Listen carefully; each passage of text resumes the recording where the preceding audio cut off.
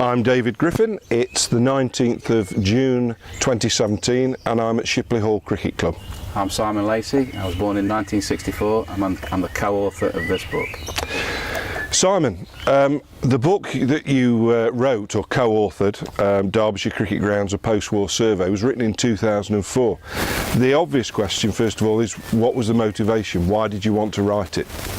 Right, well the simple motivation was, originally, I had this mad idea of going to every village in Derbyshire, every town and village in Derbyshire, so I could say to people I've been everywhere in Derbyshire. But then... This was nothing to do with cricket? No. Oh, right, right. And in the meantime, Peter Wynne Thomas had written a book, Nottinghamshire Cricket Grounds, so I thought, that's a decent idea. Derbyshire ought to have the same thing. And I was planning to sort of go roaming around Derbyshire with a couple of friends anyway. So I said to the guys, how about doing this? It makes it a point. Instead of being a pointless journey, it's a journey with a purpose. So we set to basically one winter. And one winter we used to go out every Saturday and spend the day in the various bits of Derbyshire looking at old cricket grounds and current cricket grounds, and we tried to find every ground that had been played on since the war. The Peter Wynne Thomas book was every ground that had ever been played on, but I just thought that's a virtually impossible task, and if we keep it to post-war, we've got a reasonable chance of getting them all. And what in terms of your, where do you, it sounds unfathomable to me. What was your list? Where was your start point? You've explained the motivation, but how did you just get a gazetteer, a map, or what was your start point? The Derbyshire Cricket Association had a list of all current clubs. Right. So that's obviously your first starting point. You know where every current club is. And then it's a case of working backwards, and a very really valuable thing with that was the old Derbyshire cricket handbooks, which up until recent times had all the clubs in the back. It had a listing of all the clubs and where they played in the back section. The fantastic books they were, and of course they ran from 1954, I think, right up to the sort of 1970s and 80s. So of course there's a massive amount of information in there about where people were playing. So we work back from that, and then beyond that you pick up a few local contacts. So if you ring the Glossop League or the Derbyshire and Cheshire League, you find out who would be able to help us, and naturally they put you in touch with people who can help you. And same with sort of North Derbyshire, Bassett Law and that lot. Yep.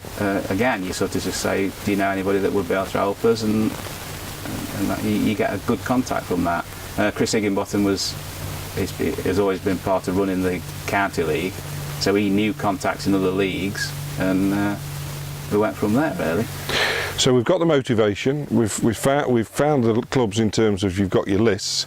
So how did you go about finding the actual clubs? Were there any clubs, any grounds you couldn't actually find? Because I know, looking through the book myself, there are areas where I think you put on one of them, believe it or not, cricket used to be played here, and it's kind of looks like a gorge or something. Yeah, that's right. So were the places you couldn't find, or were difficult to find? That we couldn't specifically find. There was one in Derby, which an army team had played on. Right.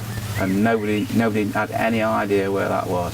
Nobody who we spoke to. So in the book we just had to say it's listed. What was the ground called? Any idea? You please refer. This is absolutely, yeah. Here we go. Finally in Derby, a puzzle. The Derby and District Cricket Association Handbook of 1949 lists a team called British Legion Allenton. Their ground is given as Bolton Lane Camp. Right. Does not appear in the 48 edition, and they moved on to the municipal sports ground. Bolton Lane Camp has long since been built over with housing, and we have no idea where the ground was or what it looked like. And we did make an appeal for somebody who might have played on it, but that's the one that got away. Right. Bolton Lane Camp. Obviously, we're a very long county. We go down into the sort of depths of the south of the county. Yes. By the time you get into the north, it's got snow on it. So you must have put some miles in. What was it like, sort of going across, particularly up in the north of the county? I'm thinking once you were up towards Buxton and beyond, it was doing quite the trouble with that quite challenging in the winter. Those sort of places, you have to do several trips to those sort of places because you just can't physically do it in a day. So we did spend a lot more time in the Glossop area than we did in every other part of the county. But it wasn't too, but I think it was, as memory recalls, it was quite a mild winter, so we were quite lucky in that respect. And it was just really pleasant anyway. There were 3 of us. We used to go out in the morning, and then we'd sort of do a load of grounds in the morning, and then we'd go to a pub and have a proper lunch, and then in the afternoon we'd go and do a few more grounds, and then we'd come back home at tea time. So it was just a... And how many grounds did... It was an absolute pleasure to do. Yeah, well, you could tell that just reading it. I mean, how many grounds in the end did you... Can you remember the exact number that you... No, I can't. Visited, right, okay. But you presumably... There's a table in the back. It's a long time ago since you... 372. That is a lot of places to go in one winter. In one winter, yeah. That's a tremendous effort. So of all those 372, I'm not going to ask you, well, maybe you would like to mention one, but do you kind of have a top 3, top 5 that in terms of I guess it might be difficult because you've not played on them or you only saw them in the winter or whatever, but do you have a favourite? I mean, you've played on dozens and dozens and maybe hundreds of them. I think if you asked 100 people to do the same thing, I think they'd come up with pretty much the same grounds. Chesterfield is obviously utterly magical, fantastic, not just for the ground itself, which is beautiful anyway, but the history on there as well. Yeah. You know, when you're treading on that ground, you're treading in the steps of giants, aren't you? Absolutely. I mean, it's an awesome ground. Repton Cricket Ground is absolutely fantastic. If there's a better school cricket ground than that, I'd love to see it. I mean, I've not done school grounds anywhere else really, but that's just a magnificent. And the pavilion is wonderful. You know, not just the pavilion the way it looks, which is good enough, but also the history inside that pavilion as well. And then, I mean... Well, I was going to ask you about your own. I mean, obviously... Is there many better than this? On this video, unfortunately, our viewers can't see the ground other than a bit of green and a few trees behind it. Been around. Is there many better than this? I think this is outstanding. I think if you were a visitor that had never been here and you drove down the lane and came into this ground, as I did again this morning after many years of not coming here, and it's enchanting, frankly. It's enchanting. We get a lot of people who've never been here say, I can't believe this. Yeah. I can't believe this ground. And then Elverston, I'd have to say. Yes, of course, yes. You know, beautiful place. Although I never used to like the tree on the... there's nothing more irritating as a boat than somebody miscuing it against a tree and getting 4 for it. Yes, well, Kent and Canterbury know all about that, don't they? Not only did they wait 100 years for the tree to fall down, but when they did build, they planted another one inside the boundary. Simon, those four are figure in most people's lists, I would say, top 10. One of the things that was apparent from reading your book was obviously the loss of these grounds to cricket, and that they're no longer used for that purpose now. In terms of your overall vision or your overall view of cricket in Derbyshire, do you think, generally speaking, it's still healthy? You've obviously got a huge involvement here at Shipley Hall Cricket Club anyway. Is it still a healthy and strong game? I think it is. You know, I hear a lot of, you know, doom-laden sort of pronouncements about it's dying and all this, but for every ground that's been lost, there's been an awful lot of grounds that have been improved out of all recognition. And a lot of these bigger clubs now have got 2-3 grounds. I mean, Denby have got 3 usable squares. And I'm not saying that's necessarily a good thing, because what you do lose the sort of small clubs. There's no doubt about that the smaller clubs, you know, with one team, are dying out and will probably continue to die out, and you will lose a few grounds that way. But when I think back to when I started playing cricket, it was so primitive. I mean, a lot of it was so primitive. You know, the changing rooms were awful, and there were no umpires' rooms. You know, it just weren't great, a lot of it. And I think people should go back and sort of try and remember just how crude a lot of places were. But you never go anywhere horrible now. We used to think Bramcote were rough because there was a bit of a dog mess and a bit of broken glass on the outfield. But you go past Bramcote now, it looks a perfectly nice ground. But the grounds we play on now are fantastic for the most part.